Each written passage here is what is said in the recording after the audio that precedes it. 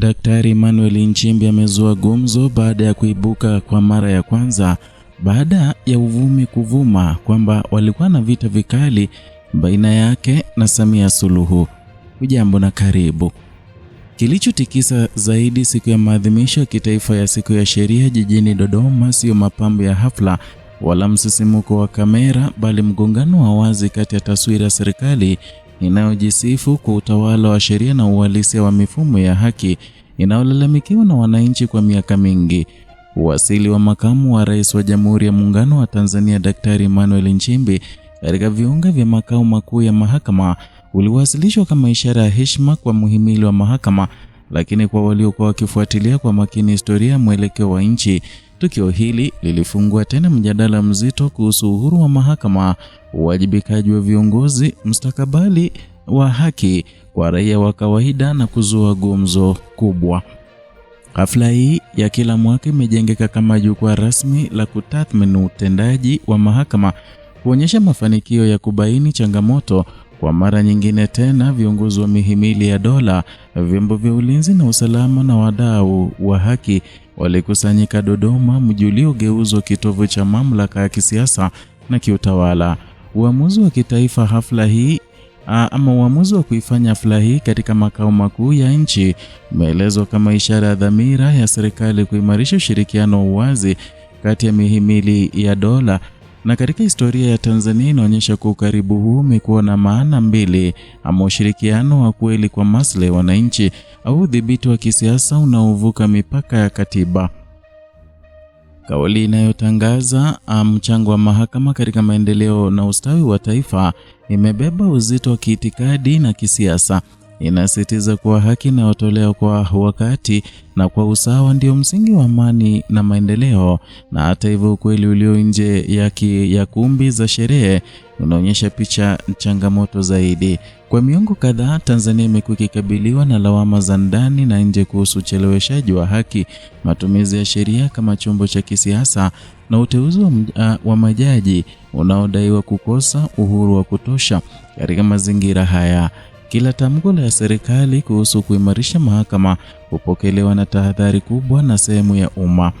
Na uwepo wa makamu wa rais umeelezwa kama uthibitisho wa dhamira ya serikali kushirikiana kwa karibu na mahakama ili kuhakikisha haki inapatikana bila upendeleo. Lakini historia ya kisiasa ya Tanzania tangu enzi za chama kimoja kupitia mpito wa vyama vingi hadi awamu za karibuni unaonyesha kuwa muhimili wa mahakama mara nyingi umejikuta ukisukumwa na upepo wa siasa. Kuanzia kesi za wapinzani waliokamatwa wakati wa chaguzi hadi maamuzi yanayohusu mikutano ya kisiasa na uhuru wa vyombo vya habari, mahakama imekuwa katikati ya mvutano kati ya kulinda katiba na kukidhi matarajio ya mamlaka ya kisiasa. Na katika miaka hivi karibuni, matumizi ya teknolojia katika mashauri ya juhudi za kupunguza mlundikano wa kesi yamekuwa yakitangazwa kama mafanikio makubwa. Ni kweli kwamba maboresho ya mifumo ya kielektroniki yameongeza kasi ya usikilizwaji wa baadhi ya mashauri, na hata hivyo, kasi pekee haiwezi kuwa kipimo cha haki. Maswali makubwa yamebaki kuhusu usawa wa maamuzi, upatikanaji wa haki kwa wananchi maskini na uwezo wa mahakama kusimama imara inapokutana na kesi zenye maslahi ya kisiasa au kiuchumi yanayogusa tabaka tawala. Dodoma kama kitovu cha mamlaka imekuwa pia ishara ya mabadiliko ya mtindo wa uongozi nchini.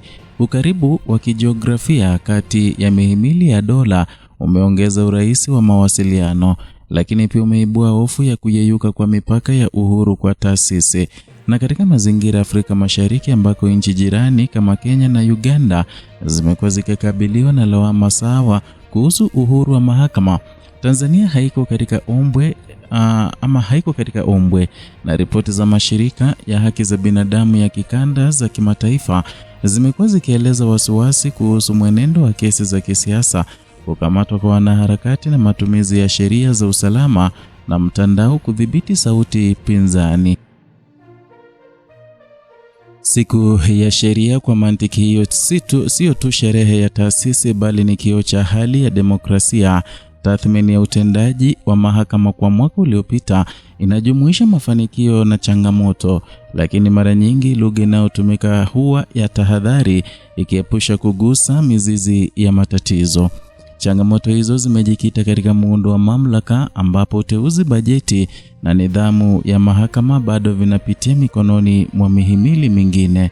Bila mabadiliko ya kimuundo, wito wa haki inayotolewa bila upendeleo unabaki kuwa kauli nzuri na uvutia hadhira, lakini isiyobadilisha maisha ya wananchi wengi.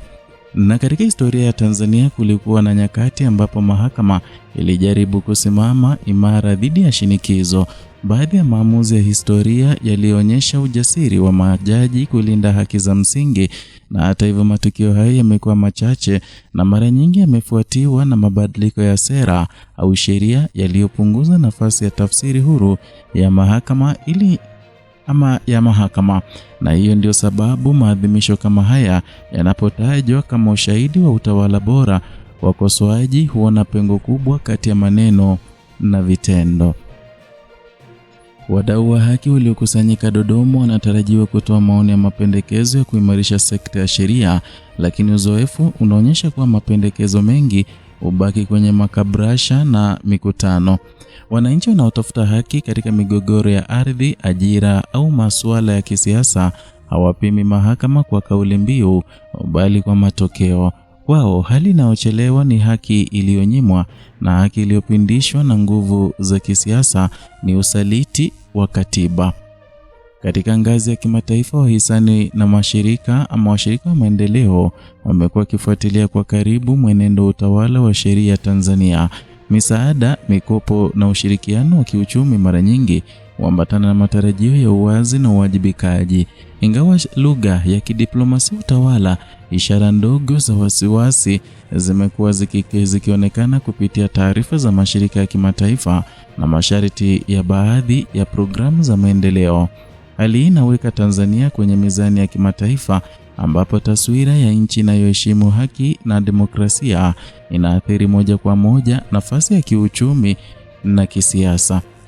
Maadhimisho ya siku ya sheria mwaka huu yamebeba ujumbe mzito kwa serikali na mahakama, na kwa upande mmoja ni fursa ya kujitathmini na kurekebisha mwelekeo, na kwa upande mwingine ni ombi la hadhara linaloweza kutumiwa kuficha nyufa zilizopo.